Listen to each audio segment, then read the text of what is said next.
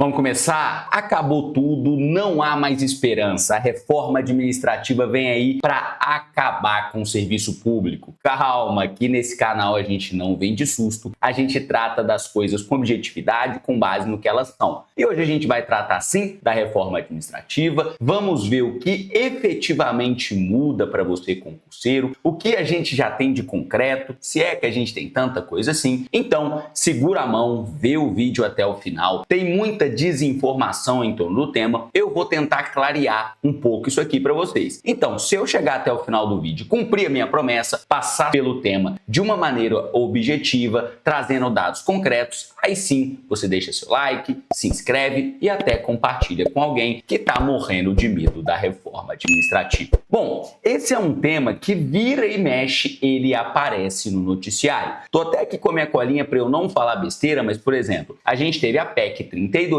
em 2020, tentando tratar da reforma administrativa, que não foi para frente. E agora esse tema voltou em pauta. Mas no momento que eu estou gravando esse vídeo para vocês, hoje é dia 1º de setembro de 2025, a gente ainda não tem um texto novo da reforma administrativa. A gente tem um grupo de trabalho, ou um GT, que é coordenado pelo deputado Pedro Paulo, e ele disse que ele apresentaria o projeto dele, a reforma administrativa, o relatório desse grupo de trabalho, o texto final, em agosto, após o recesso forense. Até agora ele não apresentou. Tem uma audiência pública marcada para o dia 3 de setembro, daqui 2 dias, para discutir o tema. E o próprio Hugo Mota chegou a recomendar que o deputado adiasse a apresentação desse texto, porque é um tema muito polêmico, muito importante e que precisa ser debatido. Então, no momento que eu estou gravando, a gente ainda não tem um texto, um projeto de lei, um projeto de emenda apresentado. O que a gente tem são as notícias que saem na mídia, às vezes os próprios deputados adiantam alguma coisa, o próprio deputado Pedro Paulo, por exemplo, já falou que no final ele pretende apresentar 3 textos, uma proposta de emenda à Constituição, uma proposta de lei complementar e um projeto de lei ordinária, tudo para tratar o tema que envolve diversas instâncias normativas. Então, por enquanto, a gente tem que se basear nas notícias e a gente tem que se basear no que os próprios parlamentares envolvidos que têm a dizer sobre isso. E aí, eu tô até me baseando aqui, ó, vou pedir para a edição colocar a imagem nessa notícia aqui, combinei com outras notícias, fui atrás das declarações, entrei no próprio portal da Câmara lá sobre a reforma administrativa, o próprio grupo de trabalho tem uma página própria para reunir para vocês os principais pontos. São 70 medidas, 70 pontos da proposta. É claro que a gente não vai trazer todos aqui. Eu vou trazer os principais, a gente vai analisando o que os deputados, o que os congressistas envolvidos na proposta já adiantaram, e aí eu vou falando o que eu acho que é bom, o que eu acho que é ruim, o que eu acho que a gente tem que discutir mais, ou às vezes o que eu não acho mesmo, porque eu não tenho condições de opinar sobre o tema. De uma maneira geral, o próprio deputado Pedro Paulo já adiantou que ele quer trazer a lógica privada para os serviços públicos. Por um lado, eu acho legal, pelo menos no discurso. A gente quer otimizar a produtividade, otimizar o serviço público e tudo mais. Legal. Quem vai ser contra isso? Trazer o que é bom do serviço privado, do âmbito privado, para o serviço público, para melhorar a eficiência, para melhorar a situação dos próprios servidores. Se o discurso for esse mesmo e se concretizar, é claro que eu sou a favor. Mas eu tenho algumas preocupações. Público e privado são diferentes e tem coisas que são irreconciliáveis. Não tem como a gente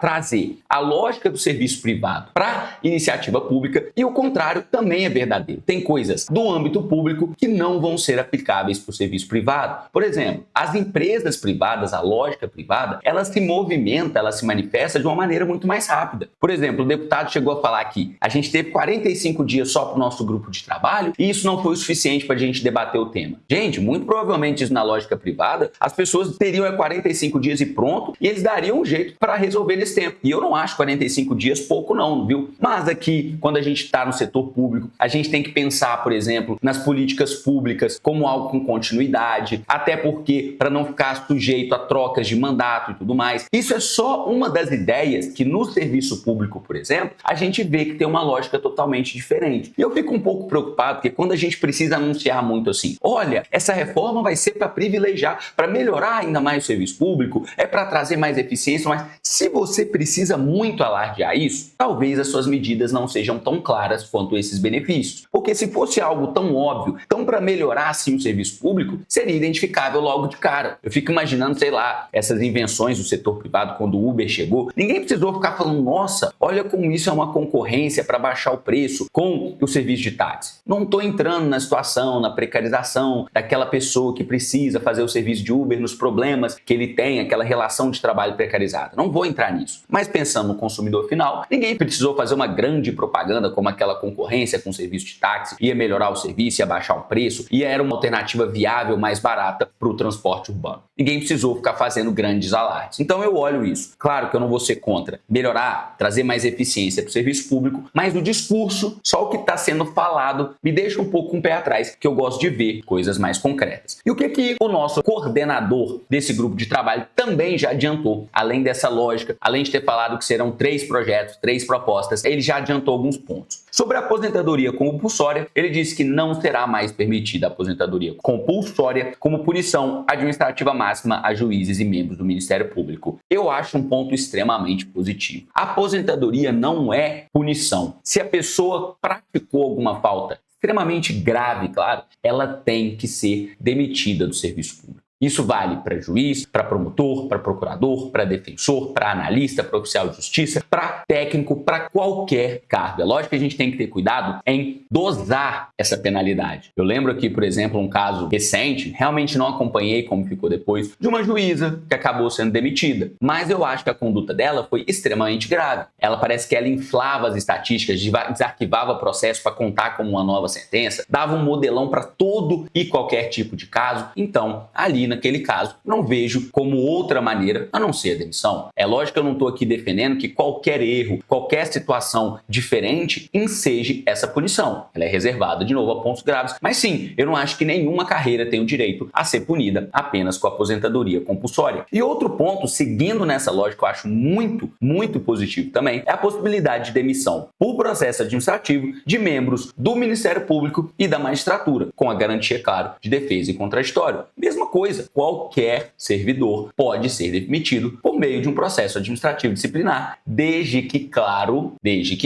sejam garantidos os princípios do contraditório, da ampla defesa. O processo tem que transcorrer na mais absoluta normalidade, em observância aos princípios constitucionais, aos preceitos legais, como já acontece com todos os servidores de uma maneira geral. De vez em quando a gente tem que analisar a PAD, por exemplo, que a gente olha, a conduta aqui foi extremamente grave, tem que demitir esse servidor, casos de abuso ou tantos outros casos que não convém ficar entrando nas minúcias aqui. Ponto positivo também. Só que outros pontos dessa possível reforma que a gente vai avançando, ele já trata da verba indenizatória. Olha, será estabelecido um conceito fechado desse tipo de verba. Hoje, há muitas exceções ao teto salarial que ampliam a remuneração dos servidores. E olha que aqui é um ponto que eu não tenho o menor problema de tratar aqui com vocês da maneira mais franca possível. Eu sou servidor e se cai na minha conta qualquer valor de verba, seja indenizatória, remuneratória, qualquer dinheiro que cai na conta, cara, eu não vou mentir para vocês que eu vou ficar feliz. A gente não é besta, a gente não é só dinheiro que importa no mundo, mas eu também sempre falei com vocês, não se vive sem dinheiro, viver gasta dinheiro, a gente tem que pagar aluguel, pagar a escola das crianças, a botar gasolina no carro, isso custa dinheiro. Então, só que eu também concordo, eu não vou mentir para vocês que se cair qualquer tipo de verba na minha conta, eu vou ficar feliz, mas eu também concordo que a gente não pode fazer farra com dinheiro público. E mais, indenização, verba indenizatória, é para indenizar algum gasto anormal que o servidor precisou ter. A gente vê, sim, diversas carreiras alargando um pouco o conceito do que seria verba indenizatória para fugir do teto, para acabar pagando mais para os servidores, então é um ponto positivo. Só que é aquela coisa, cuidado com esse conceito fechado. Eu acho que a gente não precisa também extrapolar. Olha, teve um gasto normal, ele teve um desfalque no patrimônio, é claro que a gente tem que ir lá e indenizá-lo, independentemente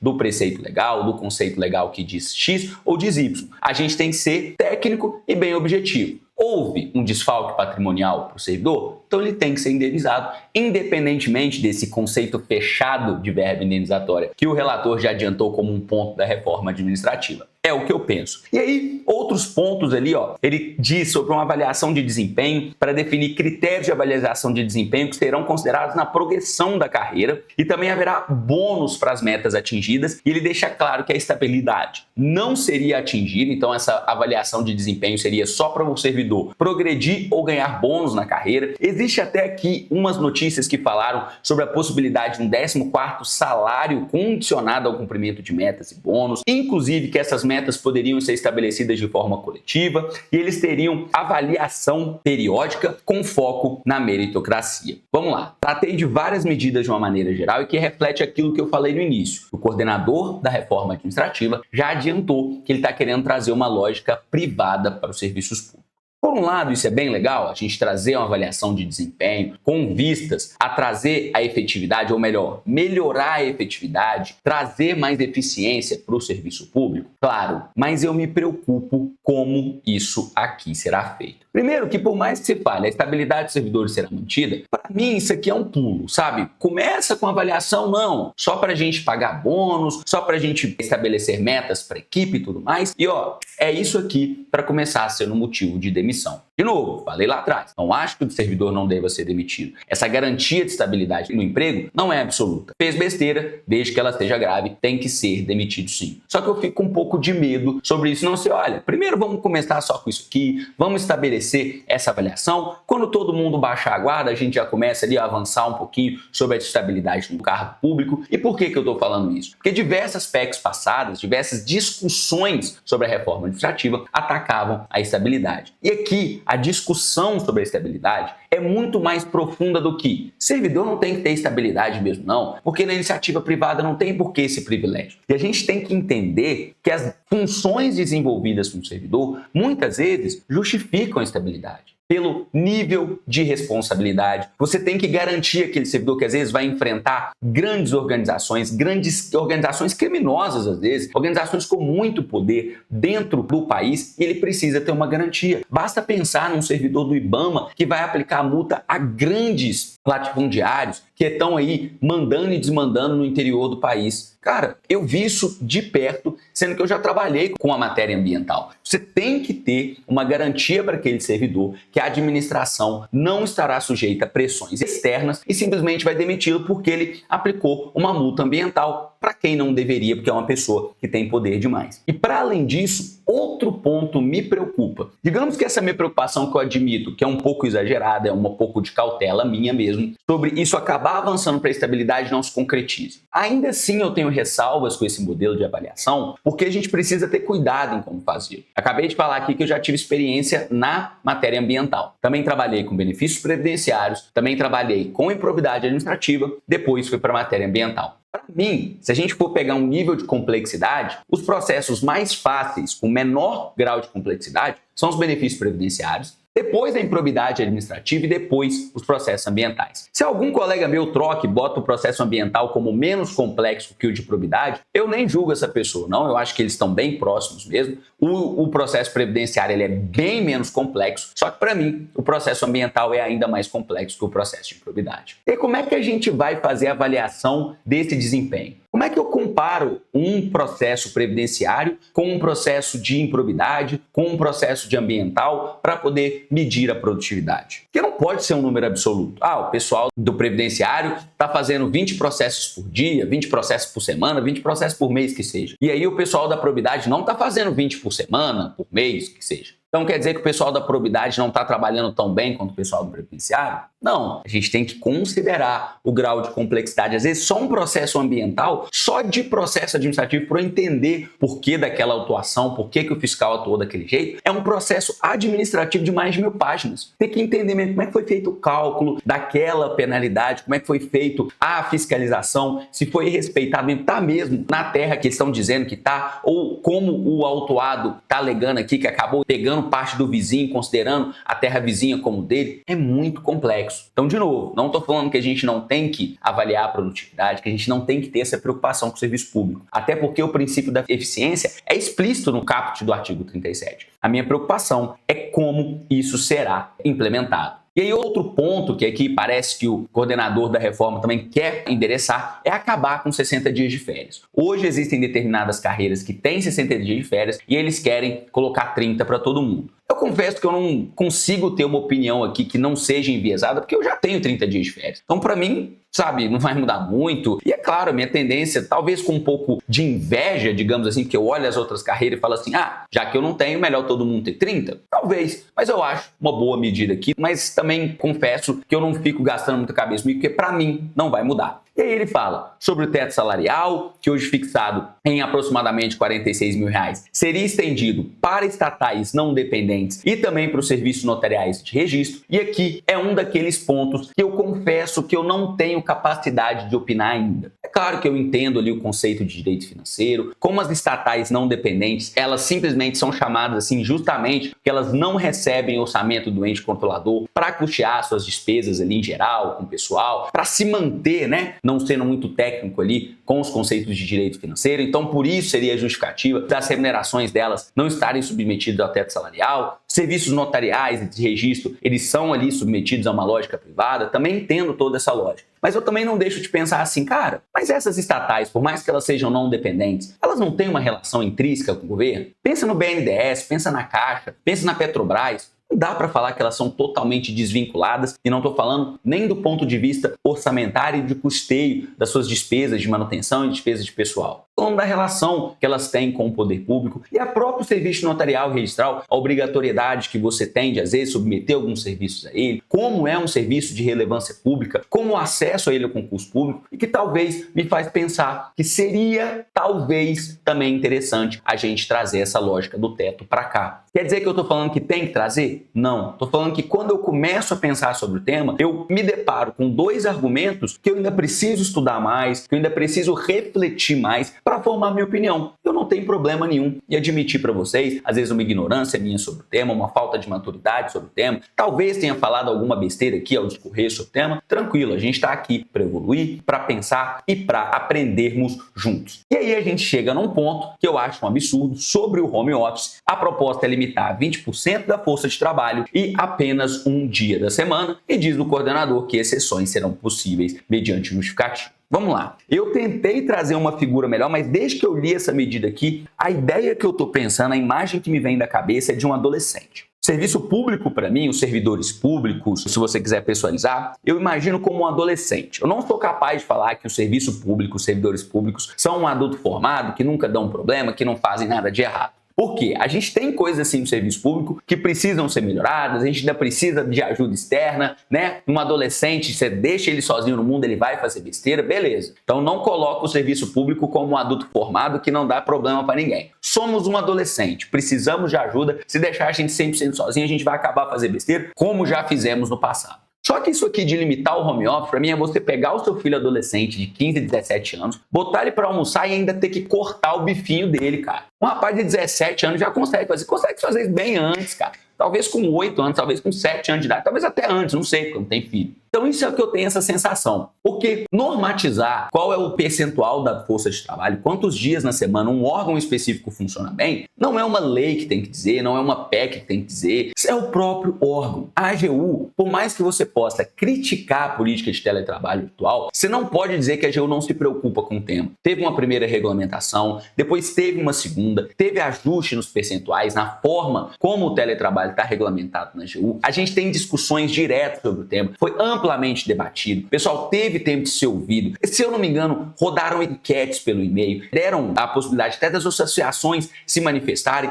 teve um amplo debate com a carreira. É lógico, é difícil agradar todo mundo. Só dentro da AGU nós somos mais 8 mil membros das 4 carreiras. Então é difícil mesmo, é lógico que você pegar determinada pessoa, alguém vai falar que acha muito boa a regulamentação, outra vai falar que é péssimo, e tá tudo certo, não dá para agradar todo mundo. Mas eu acho que é um tema que cada órgão tem que decidir por si. E eu sempre imagino a relação que eu tive com os meus estagiários. Hoje eu não tenho mais estagiário há muito tempo, para falar a verdade. Mas no previdenciário eu tinha o melhor estagiário, ou a melhor estagiária, né, porque eu não vou identificar ninguém aqui, que eu tive, foi uma pessoa que eu dava liberdade para ela, ou para ele, fazer o seu próprio controle de horário. Às vezes até o pessoal do RH ficava meio pé da vida comigo, que às vezes via lá ver se o estagiário estava lá e o meu não estava, a minha estagiária não estava. E eu falava assim, não, fui eu que liberei, porque já cumpriu todas as tarefas que eu passei. E ela não está me dando trabalho, claro que eu liberei essa pessoa, por que eu não vou fazer isso? Ficava, João, mas como é que eu vou justificar o ponto? Não tem problema, manda para mim que eu assino, não tem problema nenhum. Como é que a gente fazia? Falei, olha, você é de outra cidade, às vezes você quer sair um pouquinho mais cedo, precisa para poder ir lá visitar a sua família, não sou eu que vou ficar te enchendo a paciência, tem que estar aqui dentro, tem que fazer isso, tem que fazer aquilo, pode ou não pode. Só que é o seguinte, eu vou te dar tarefas. Se você conseguir cumpri-las em 2 horas, beleza. Se cumprir em 4, beleza. Se cumprir em 8 também, eu preciso que você cumpra. A lógica não exigia que esse estagiário ou essa estagiária trabalhasse além do horário, né? Que nem posso, não estava violando a lei. Eu assumi esse risco aqui. Só que nunca tive problema. Tinha época que às vezes eu conversava e falava, ó, essa semana vai estar um pouquinho mais puxado, então a gente está na média de eu te mandar umas 10 tarefas, eu vou mandar 15, dá conta? Sempre dava conta. Nunca precisou trabalhar além do horário. E mais, por causa dessa relação de confiança que a gente desenvolveu, sempre as tarefas iam muito bem feitas e antes do prazo. Porque esse estagiário sabia que quanto melhor ele ou ela trabalhasse, melhor ficaria a própria rotina. Teve estagiários ou estagiária que eu já tentei essa mesma lógica e não funcionou. A pessoa não tinha responsabilidade, não tinha organização para poder trabalhar desse sentido. Então, precisei ficar mais perto, ficar mais próximo, acompanhar. Só que é algo que não é a lei que tem que falar, nem a chefia da procuradoria na época tinha que falar. Sou eu que estou ali o tempo inteiro, vendo como é que os estagiários se desenvolvem, como é que é a minha relação, para eu poder liberá-los ou não para determinado tipo de assunto. Entende? Então por isso que eu me incomodo muito. E vocês sabem, tem diversos vídeos aqui no canal que eu não sou afim de libera home office para todo mundo, nem não deixa ninguém ficar de home office. Eu acho que tem que ser algo que a gente tem que fazer com calma, com parcimônia, mas a melhor pessoa para poder definir isso são as pessoas de dentro do órgão. E por fim, tem a medida aqui de atos rastreáveis de digitalização, que a reforma prevê a criação de identidade única para servidores, os atos terão de ser rastreáveis, o que aumentará a transparência e controle. E, sinceramente, aqui na esfera federal já é assim. Tudo nosso tramita por processo, geralmente SAP, geralmente SEI, a gente sempre faz login, tudo que a gente faz fica registrado. Sistemas que têm um pouco mais de acesso a dados de outras pessoas que a gente tem, pode ter acesso, né? Aí a própria concessão de acesso a procuradores, nesse caso, já é um pouquinho mais dificultosa. Então, para você ter acesso a um sistema, por exemplo, que faz busca patrimonial, você tem que ter a justificativa do órgão, não é deferido a todo mundo, é só determinados procuradores que justificam pela atividade que faz dentro do núcleo e tudo mais. E tudo que é feito ali dentro é registrado, por que você está fazendo determinada consulta, informar o processo que você tem que fazer, submeter pedido e tudo mais. Então, assim, para mim, isso não mudaria nada, acho bem legal. Quanto mais responsabilidade, mais controle mesmo.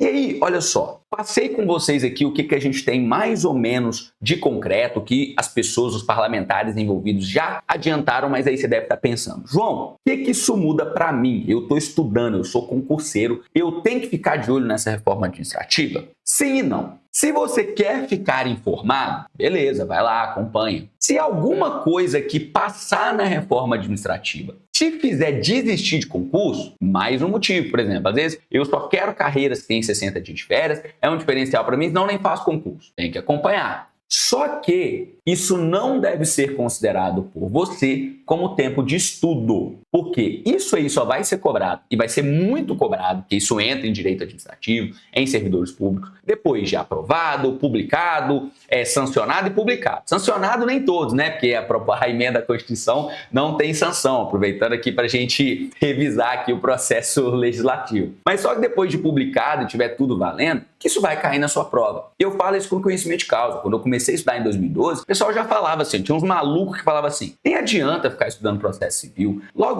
vai vir um código de processo civil novo, vai mudar tudo pra quê? Fiquei quieto, continuei fazendo meus estudos. Lá em 2013, eu passei na prova, fui nomeado, já estava exercendo meu cargo lá na AGU quando veio mesmo o novo CPC de 2015. Então, pensando em estudos, pensando no que vai cair na sua prova, a reforma administrativa não é um assunto que deve ser considerado por você. Quando você for estudar direito administrativo, quando você for estudar servidores públicos, regime jurídico, você não deve ainda fazer isso parte dos seus estudos. Então, se você quer se manter bem informado, se algo aí vai mudar a sua decisão de continuar estudando para concurso ou não, tudo bem, acompanhe, só que saiba que isso não é um momento dos seus estudos, beleza? E se você, mesmo vendo o que a gente já tem de concreto sobre a reforma administrativa, ainda quer continuar estudando, ainda sonha se tornar um concursado, a dica que eu tenho para vocês é joamarceloliveira.com.br, a plataforma que surgiu para te dar controle total absoluto sobre os seus estudos. Partindo aqui da tela inicial, a gente já está acompanhando as próximas provas, vai entrar mais prova aqui ainda, porque a gente sabe que a PGE Espírito Santo também lançou o edital. Se você quer estudar comigo para as provas da AGU, tem aqui mentoria, ou se você quer fazer parte do nosso ecossistema, é só assinar a plataforma. E aqui, ó, você pode simplesmente vir nas ferramentas e o calendário de estudos, ó, estava aqui simulando com os meus alunos, mostrando, inclusive a gente vai ter aula amanhã sobre a mentoria sobre isso, como é que você rastreia o seu tempo de estudo, como é que você monta o seu cronograma, ó, se você quer estudar direito constitucional, quer estudar até às 11, depois você vai estudar direito civil. Isso é claro, igual eu falei, só para quem não está nem aí para esses boatos, que vai continuar se dedicando para se tornar o concursado. Isso vira aqui, ó, no seu painel de desempenho, que você pode ir monitorando semana a semana, ó, tudo isso aqui, o tempo de estudo, tempo que você está se dedicando ao seu objetivo. Mostrei aqui para os meus alunos como se eles